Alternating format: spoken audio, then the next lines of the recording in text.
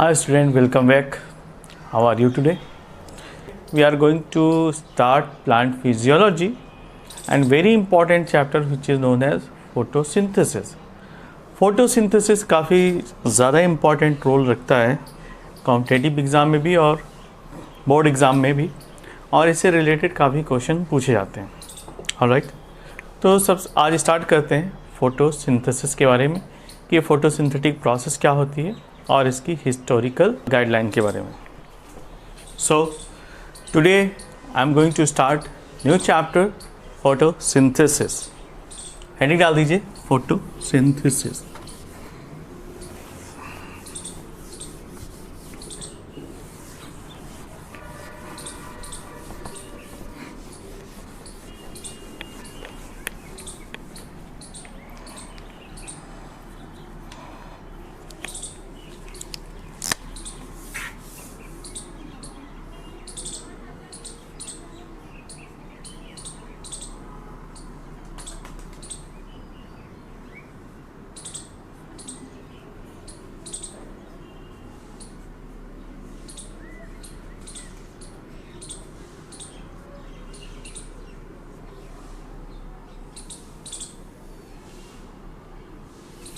Photosynthesis. Photosynthesis की कुछ historical background के बारे में पहले समझ लेते हैं. सबसे पहले इसके बारे में बताया था एरिस्टोटल और थियोफ्रास्टस ने. एक्चुअली थियोफ्रास्टस और एरिस्टोटल ने यह समझाया था कि the plant take their nourishment both inorganic and organic from the soil. तो सबसे पहले एरिस्टोटल और थियोफ्रास्टस ने 320 BC में इस बात के बारे में लोगों को समझाया था कि जो भी नरिशमेंट है वो प्लांट कहाँ से लेते हैं, सॉइल से लेते हैं. That is the very first concept about the photosynthesis और नर्चरिंग ऑफ प्लांट. ये था 320 BC के आसपास. तो लिख लीजिए हैं first point Aristotle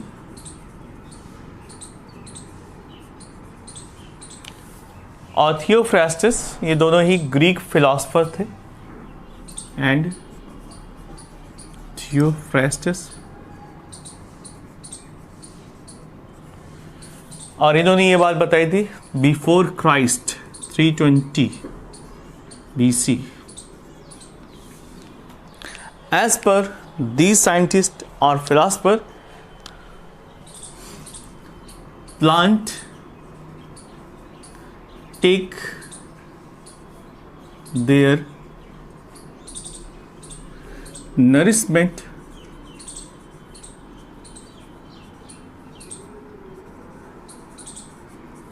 from soil. जो भी उनको ऑर्गेनिक इनऑर्गेनिक जो भी चाहिए होता है वो उनको सॉइल से मिल जाता है. नरिशमेंट में ऑर्गेनिक प्लस इनऑर्गेनिक दोनों ही चीज़ें उनको सॉइल से मिलती थी. ये कॉन्सेप्ट था एरिस्टोटल और थियोफ्रास्टस का. इसके बाद वॉन हेलमोंट आए और उन्होंने वाटर थियरी प्रपोज की. According to the von Helmont, उन्होंने सैलिक्स प्लांट पर वर्क किया और पाया कि जो वेट है प्लांट का और जो ग्रोथ है वो डिपेंड करता है एब्जॉर्प्शन ऑफ वाटर की वजह से. Van Helmont next scientist.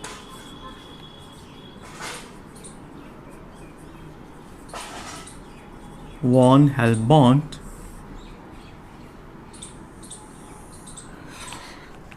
The growth and the weight of plant increase due to the absorption of water. The weight of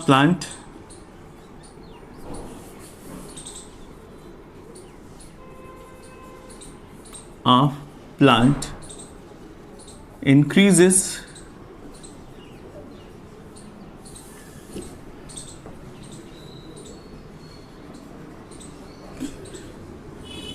due to the absorption of water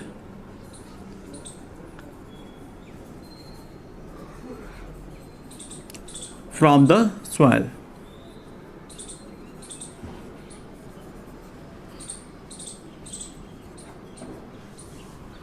क्योंकि इन्होंने अपने experiment में देखा था कि जब प्लांट को लगाते हैं सॉइल में तो सॉइल की अमाउंट का जो कमी है उसका जो वेट है बहुत ही स्लाइटली रिड्यूस होता है, लेकिन जो वाटर है वो एब्जॉर्ब होता रहता है प्लांट के अंदर। और दैट इज़ वाई इन्होंने ये सजेस्ट किया कि जो प्लांट का वेट है उसके लिए मेन कंपोनेंट क्या है, वाटर है। ठीक है, इसके बाद नेक्स्ट साइंटिस्ट आए Stephen Hales.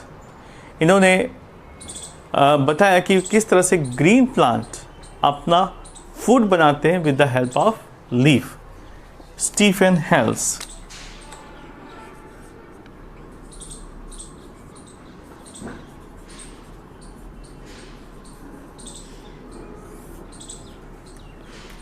Stephen Hales is the first. Stephen Hales वो साइंटिस्ट थे जिन्होंने इस बात पर फोकस दिया कि जो प्लांट है वो अपना फूड खुद सिंथेसिस करते हैं with the help of leaf. The plant synthesize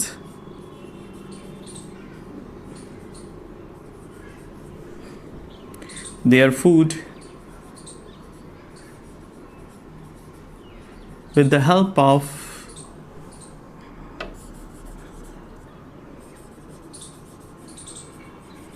leaf.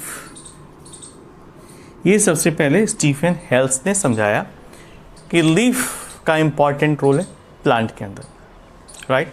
इसके बाद नेक्स्ट साइंटिस्ट आए जोसेफ प्रीस्टले, और उन्होंने ये बताया कि जो एयर है, जो हमारे इन्वायरमेंट में एयर पाई जाती है, इसका प्यूरिफिकेशन कौन करता है, प्लांट करते हैं। तो इनडायरेक्टली उन्होंने इस बात को समझाने की कोशिश करी कि during the photosynthesis process oxygen is liberated and carbon dioxide is absorbed by the plant leaf। तो इनडायरेक्टली उन्होंने इस बात पर बल दिया कि किस तरह से इन्वायरमेंट को क्लीन करने के लिए प्लांट रिक्वायर्ड होते हैं। Next scientist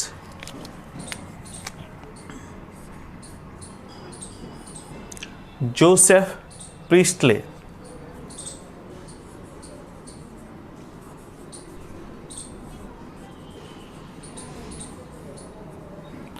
Priestley, T-L-E-Y. As per Joseph Priestley, the leaf or the plant, what release? They release oxygen. Plant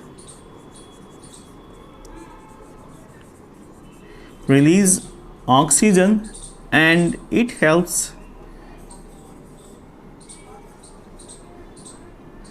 the purification of air।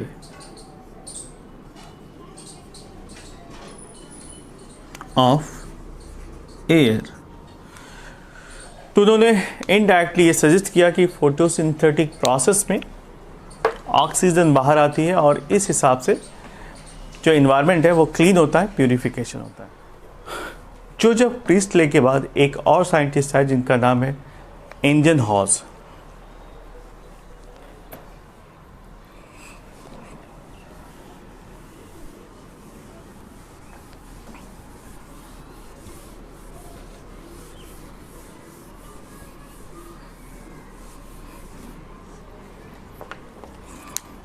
पूरा नाम है जे एंजनहॉज।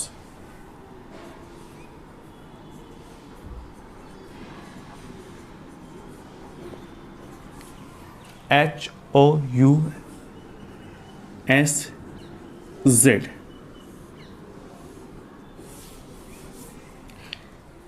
एंजनहॉज ने लाइट थियरी प्रपोज करी थी, और as per his light theory he told about the quality of light. उन्होंने light की quality और उसके इम्पैक्ट के बारे में बताया, लाइट की यूटिलिटी के बारे में बताया, और बताया कि the plant purify air only in the presence of light. तो जो थियरी प्रीस्टले साहब ने बताई थी उसको इन्होंने मॉडिफाई कर दिया और बताया कि in the presence of sunlight then only plant can purify the air. लिख लीजिए,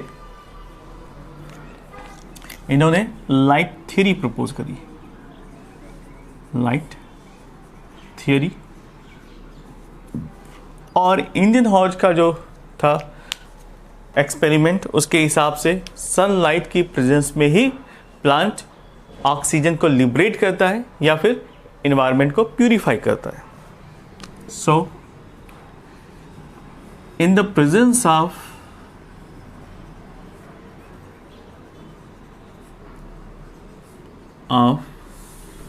sunlight only,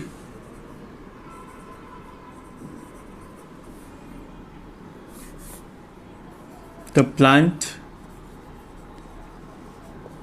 can purify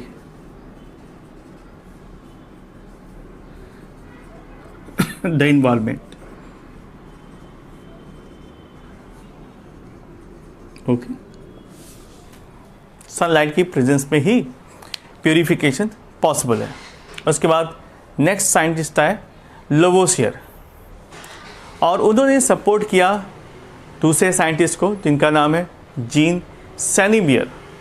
gene सेनेबियर ने क्या बताया था? इन्होंने बताया था कि green plants take carbon dioxide and release oxygen in the presence of light. तो लिख लीजिए, next scientist Jean Senebier, Jean सेनेबियर।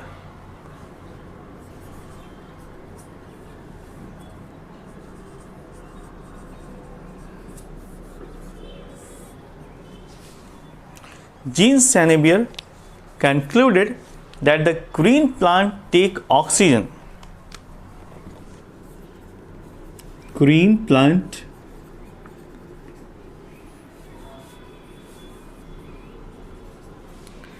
take carbon dioxide and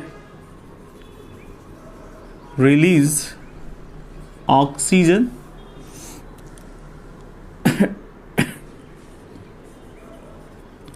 in the presence of sunlight.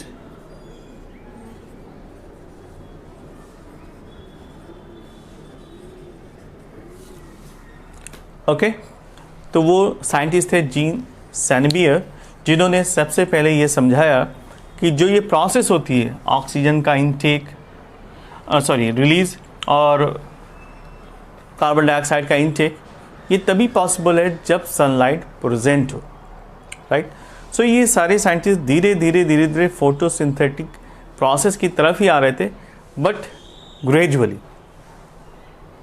Next scientist आए जिनका नाम है लिबबिग, और उन्होंने बताया कि जितने भी ऑर्गेनिक सब्सटेंसेस हैं वो कार्बन डाइऑक्साइड से बनते हैं, ठीक है, क्योंकि इनमें कार्बन का कंस्टिट्यूएंट पाया जाता है, और ये कार्बन कहाँ से मिलता है? From the environment. तो लिख लीजिए, next scientist लिबबिग।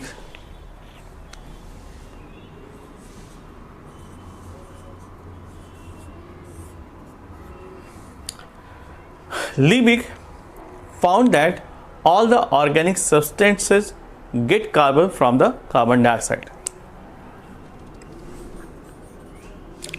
All the organic substances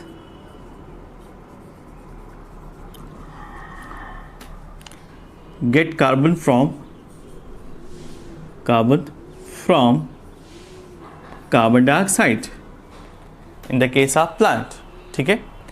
next, he propose the law of effectiveness of minimal factor. इसके साथ ही इन्होंने एक लॉ भी प्रपोज किया जिसको हम कहते हैं law of effectiveness of minimal factor, and he proposed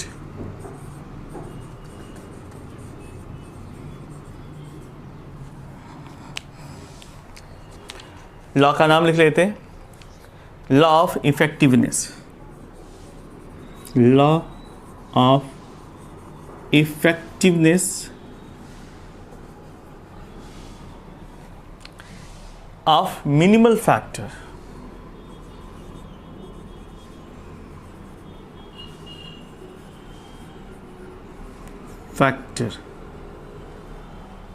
ठीक है, तो this is all about the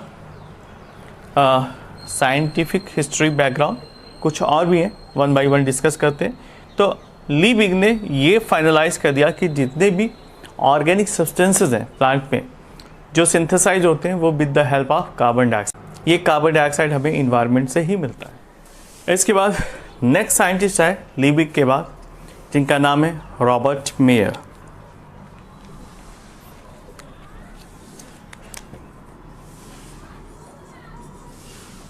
Robert mayor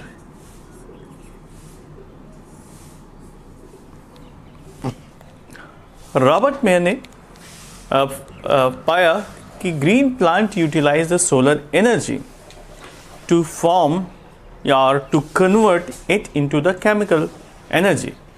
तो सबसे पहले रॉबर्ट मेयर ने 1845 में ये प्रपोज किया, ये थ्योरी उन्होंने रिलीज़ करी कि जो प्लांट्स हैं वो सोलर एनर्जी को कन्वर्ट करते हैं केमिकल एनर्जी में। इसमें लिखिए found that plant convert solar energy into chemical energy.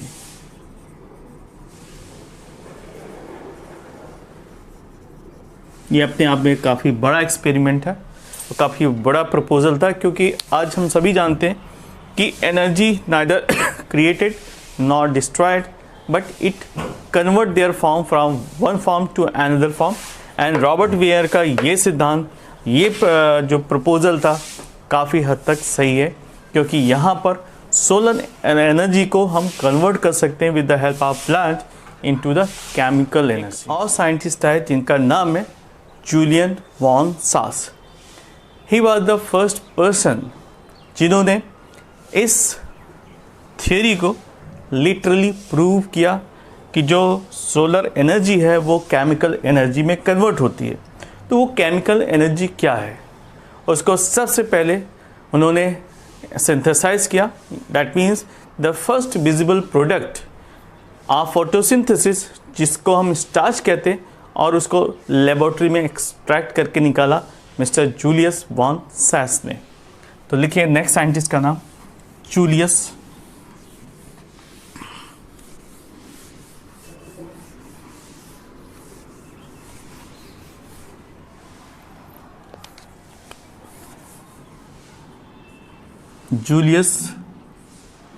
Von सास।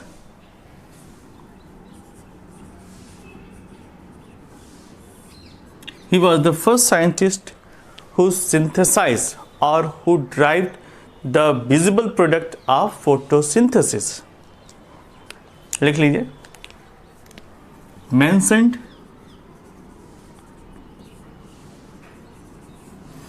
the first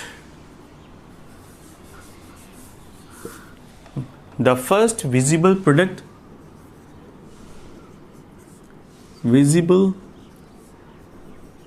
product of photosynthesis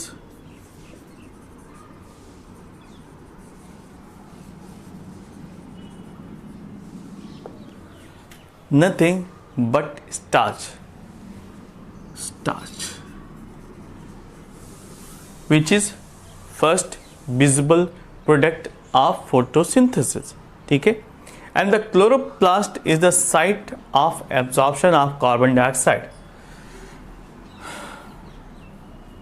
Next point, इन्होंने ये इस बात को भी समझाया कि जो क्लोरोप्लास्ट है वो साइट है absorption of carbon dioxide. The chloroplast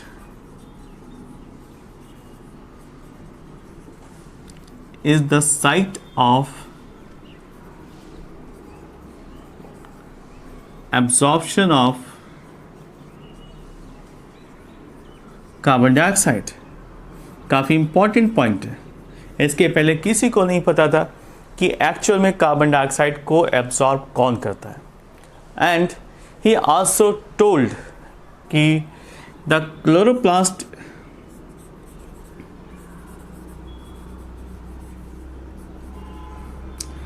is the site of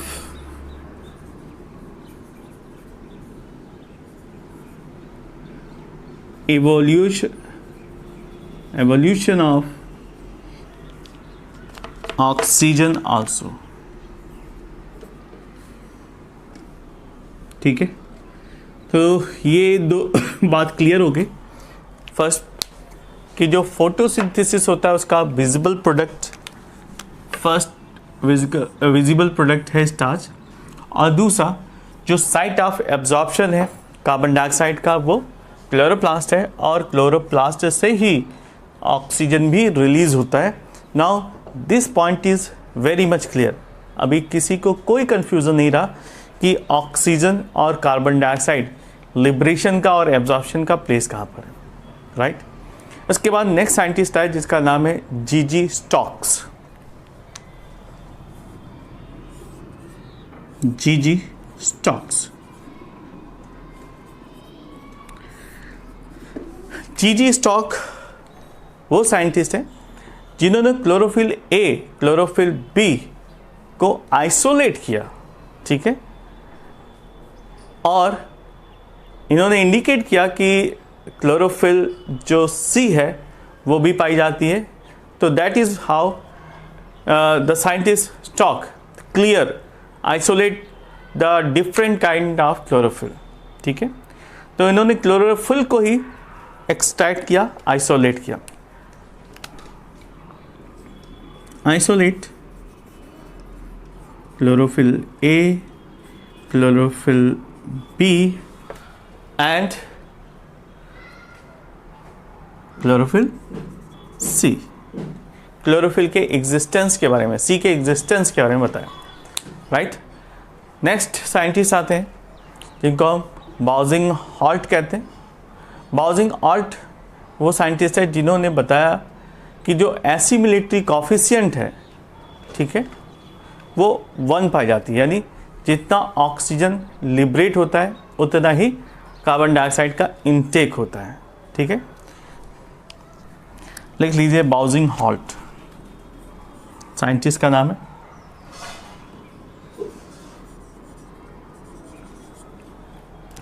बाउजिंग halt, AULT. इन्होंने क्या बताया? इन्होंने बताया assimilatory coefficient, assimilatory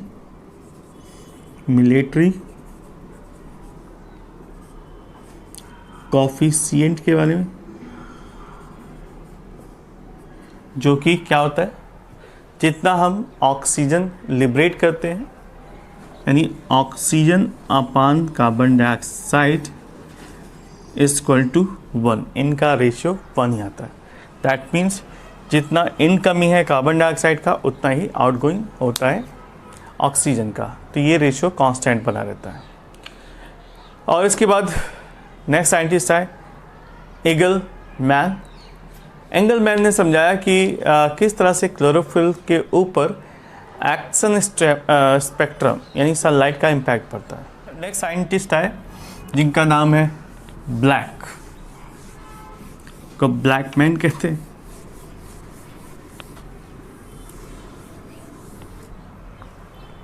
FF Blackman.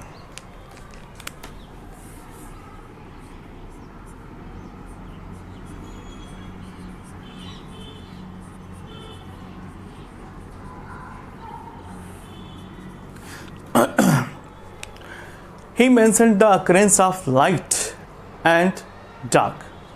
इन्होंने सबसे पहले समझाया कि जो फोटोसिंथेसिस प्रोसेसेस में 2 रिएक्शंस पाए जाते हैं, एक होता है लाइट रिएक्शन और दूसरा होता है डार्क रिएक्शन.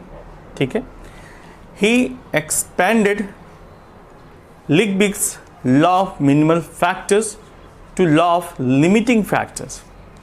इन्होंने लिबनिट्ज़ का जो मैंने अभी आपको थोड़ी देर पहले बताया था लॉ ऑफ मिनिमल फैक्टर को एक्सपेंड किया और इसको कन्वर्ट किया लॉ ऑफ लिमिटिंग फैक्टर्स में. तो he is the man who firstly told about the 2 type of reaction. इन्होंने फोटोसिंथेसिस को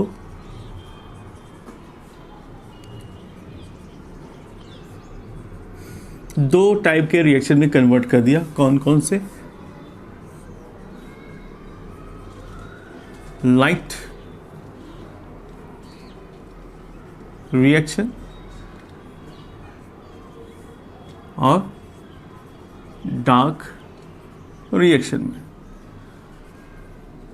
ठीक है, दो तरीके की रिएक्शन पाई जाती है, लाइट रिएक्शन और dark reaction. And he proposed the law of limiting factor, law of limiting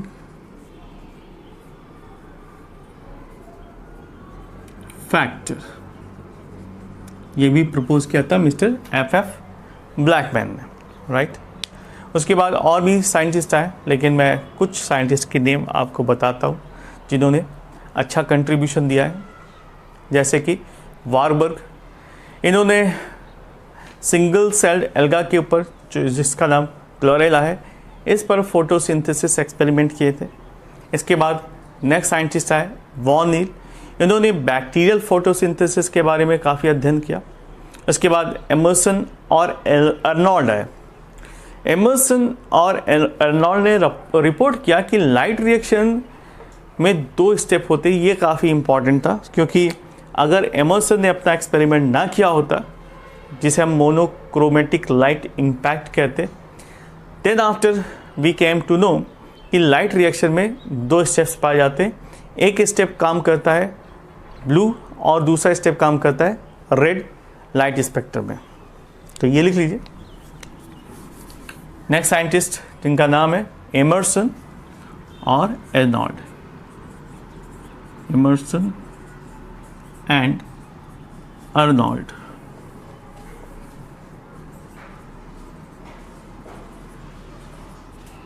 okay, इन्होंने क्या बताया कि इन्होंने समझाया कि अगर हम लाइट रिएक्शन के बारे में स्टडी करते हैं तो यहाँ पर दो स्टेप्स आती है, जिसको हम स्टेप 1, स्टेप 2 या फोटो सिस्टम 1 या फोटो सिस्टम 2 कहते हैं।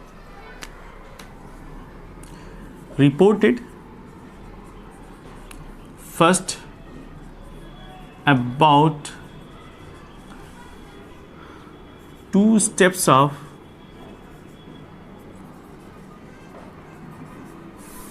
light reaction,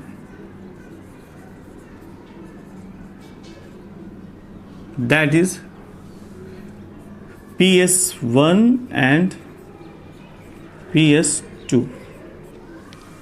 ठीक है, इसके बाद रूबेन, कामेन और हैसेट, ये साइंटिस्ट आए और इन्होंने प्रपोज किया अपनी theory as per the experiment of radio active oxygen, कि जो भी ऑक्सीजन लिबरेट होती है वो ऑक्सीजन वाटर से आती है, ना कि कार्बन डाइऑक्साइड से।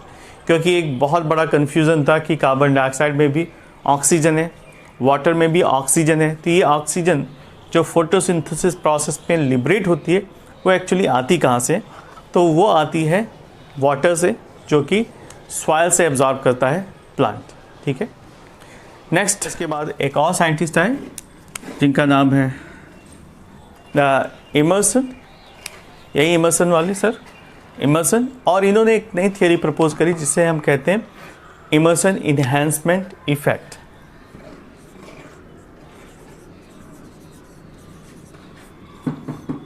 Immersion enhancement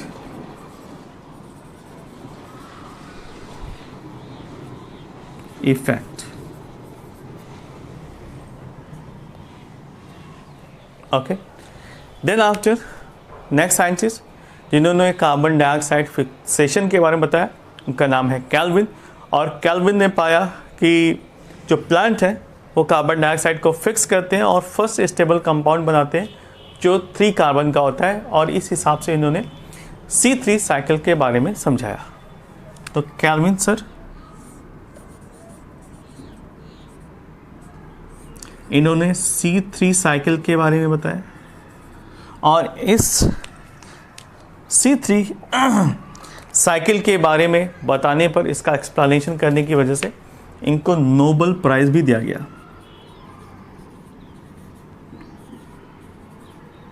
Nobel Prize Award got on the theory of C3 cycle. C3 cyclic processes के बारे में समझाया कि किस तरह से कार्बन डाइऑक्साइड को फिक्स करते हैं प्लांट्स। उसके बाद नेक्स्ट साइंटिस्ट आए हैच एंड स्लैक।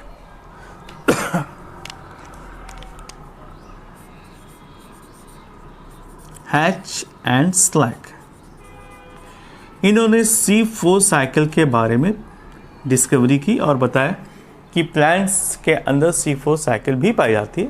तो C4 प्लांट और C3 प्लांट दोनों ही अलग अलग टाइप के होते हैं। तो these are the discovery which is done by the previous scientist, और इसी को हम हिस्टोरिकल बैकग्राउंड ऑफ फोटोसिंथेसिस कहते हैं।